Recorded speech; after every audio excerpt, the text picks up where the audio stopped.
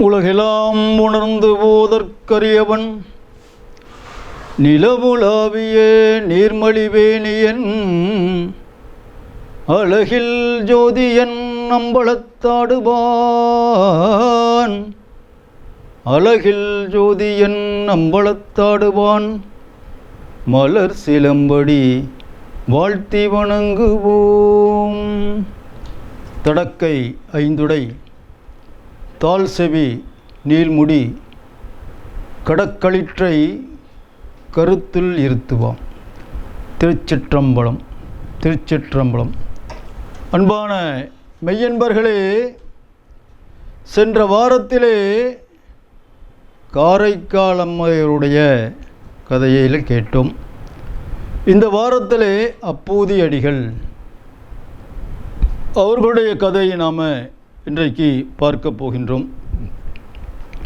சோழவள நாட்டிலே பல்வேறு சிவஸ்தலங்கள் இருக்கின்றன. திங்களூர் அந்தணர் குலத்திலே அப்பூதி அடிகள் என்னும் பெரியார் ஒருவர் வாழ்ந்து வருகின்றார். அவர் ஆனந்த தாண்டவம் புரிவும் சிவபெருமானுடைய அன்பர். அளவற்ற தவம் செய்து வாழ்ந்தவர். தவம் செய்து வாழ்வது மட்டுமல்லாமல் திருநாவுக்கரசர் மீது அளவு கடந்த அன்பு கொண்டவர். திருநாவுக்கரசர் அவர் பார்க்கலை, இருந்தாலும் திருநாவுக்கரசர் மேலே பற்று கொண்டு பக்தி கொண்டு பல்வேறு சேவையை செய்து கொண்டிருக்கிறார்.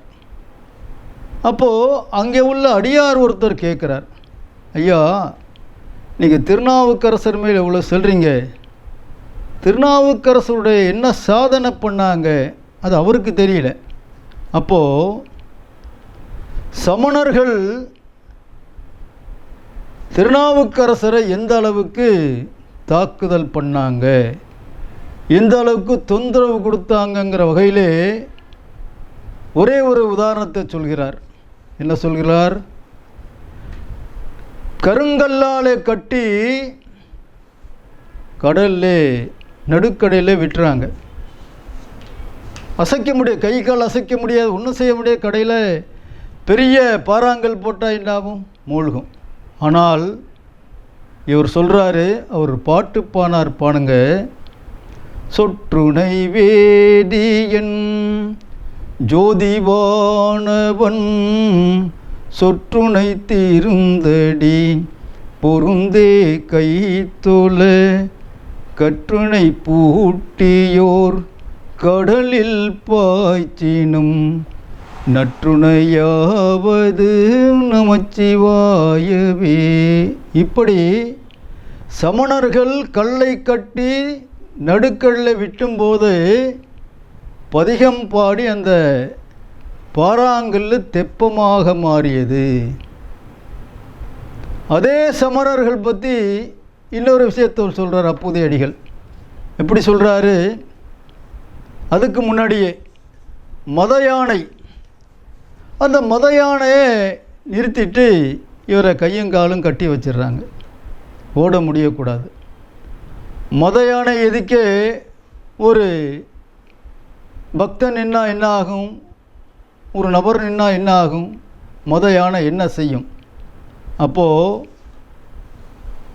திருநாவுக்கரசர் பாடுறாராம், கண்ணவெண் சந்தன சாந்தும் சுடர் திங்கள் சூளாமணியும் வண்ண உரியை உடையும் வளரும் பவள நிறமும் அண்ணலரன் முரணோடும் அகலம்பளாய அரவும் தின்னன் கொடியில புனலும் உடையா ஒருவர் அவர் தாம் அஞ்சுவதில் யாதொன்றுமில்லை அஞ்ச வருவதும் இல்லை.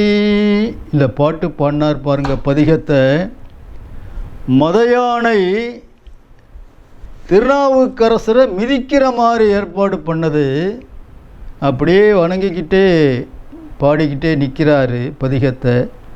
மத யானை திருநாவுக்கரசரை வலம் வந்தது. இதையெல்லாம் அப்பூதி அடிகள் சொல்கிறார்.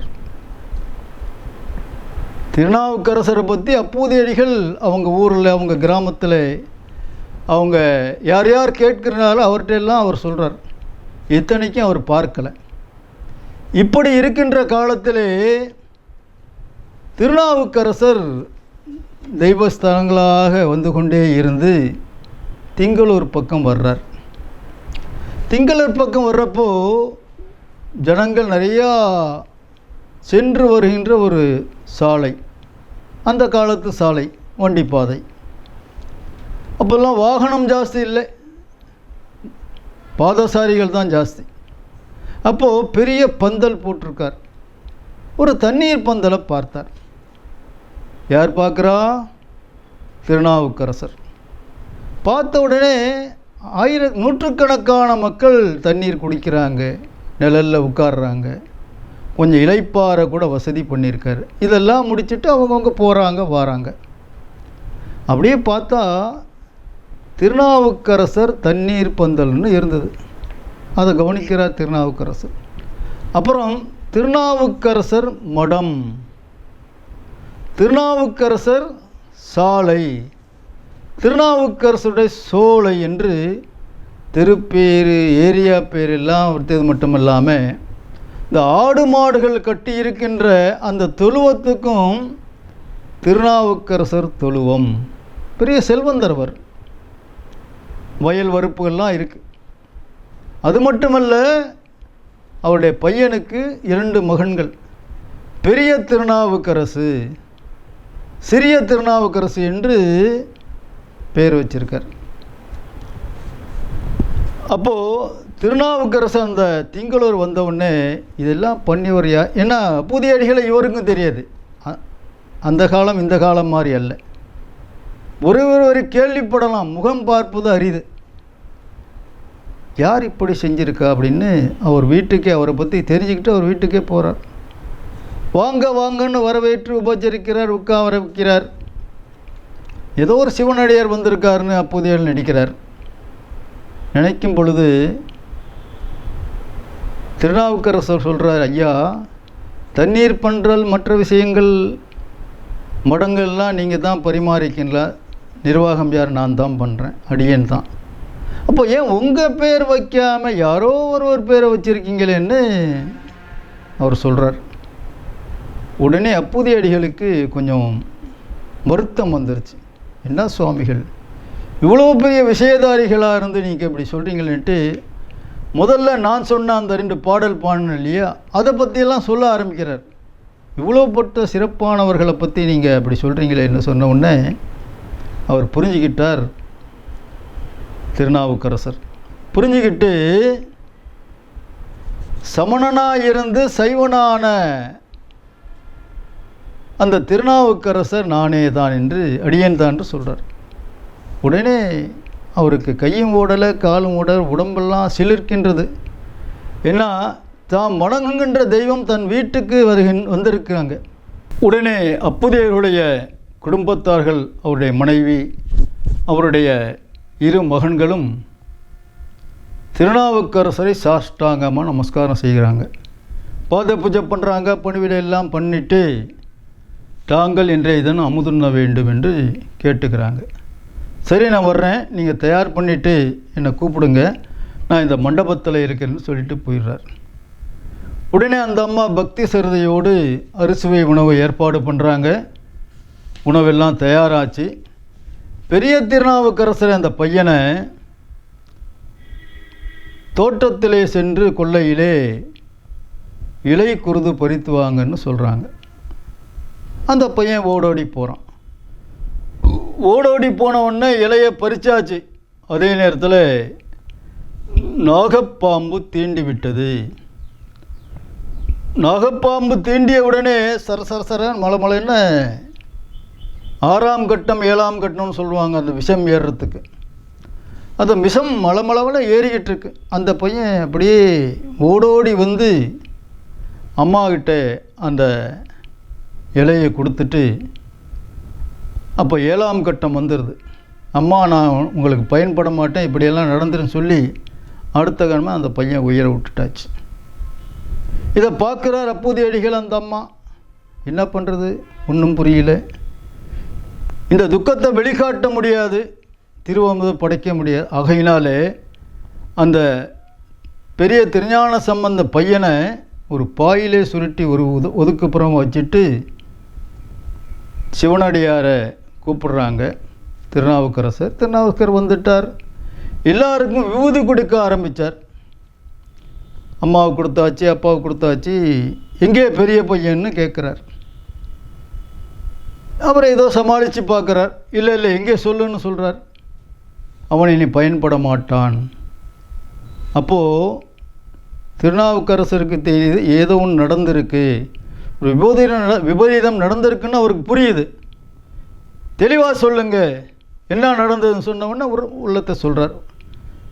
உடனே அந்த பையனுடைய சவத்தை அந்த திங்களூர் ஆலயத்துக்கு அழைச்சிட்டு வாங்க வாசல்லன்னு சொல்கிறார். வாசலில் வந்தவுடனே ஒன்று கேளாம் எனும் திருப்பதிகத்தை பாடி உயிர் பெற வைக்கிறாங்க. இந்த கட்டத்தில் தான் திருவருட்செல்வத்தில் சிலர் படத்தில் இதே கட்டம்தான் வரும். இந்த காட்சி, நாதர் முடி மேலிருக்கும் நல்ல பாம்பே உனக்கு நல்ல பெயர் வைத்தவர்வார் சொல்லு பாம்பே என்றெல்லாம் பாட்டு வரும். அதனால் அந்த பதிகம் முடிஞ்ச உடனே அந்த குழந்தையாகப்பட்டது அந்த பதிகம் பாடி முடிகிறப்போ நாகப்பாம்பு வந்தது. அந்த நாகப்பாம்பே தன்னுடைய விஷத்தை உறிஞ்சியது. தூங்கி எழுந்த குழந்தை மாதிரி பெரிய திருநாவுக்கரசர் எழுந்து உட்கார்ந்தார். உடனே எல்லாம் வீட்டுக்கு சென்று அன்னம்பாடித்து செய்தார்கள். அமுது எல்லாருமே பருகினார்கள். இப்படியாக பலவிதமான தவங்கள் செய்து தொண்டு நிறையா முதல்ல மாதிரியே தான் திருநாவுக்கரசருமே எத்தனை விதமான தொண்டு இருந்ததோ இன்னும் அதிகமாக நாவுக்கரசர் மேல் பற்றுக்கொண்டு சிவபெருமான் மேல் பற்றுக்கொண்டு தொடர்ந்து தொண்டுகளெல்லாம் புரிந்து ஆடவல்லான் நடராஜ பெருமானுடைய அந்த திருப்பாதத்தினுடைய நிழலிலே அவர் அடைந்தார். பூம்புகலூர் மேனியனே, பூம்புகலூர் புண்ணியனே என்று அப்பர் சுவாமிகள் கூறியது போன்று சிவபெருமானுடைய திருப்பாதத்திலே அப்பூதியடிகளும் அடைந்தார்கள். இந்த அளவிலே அப்பூதியுடைய கதையை முடிக்கின்றேன். திருச்சிற்றம்பலம். திருச்சிற்றம்பலம். அனைவருக்கும் வணக்கம். வான்முகில் வளாது பெய்க மதிவளம் சுரக்க மன்னன் கோன்முறை அரசு செய்க குறைவிலாதுயிர்கள் வாழ்க நான்மறை அறங்கள் ஓங்க நற்றவம் வேள்வி மல்க மேன்மைக்குள் சைவ நீதி விளங்குக உலகம் எல்லாம். அனைவருக்கும் வணக்கம். அடுத்ததொரு சிவனடியார்களுடைய கதையிலே அடுத்த வாரம் சந்திப்போம். நன்றி, வணக்கம்.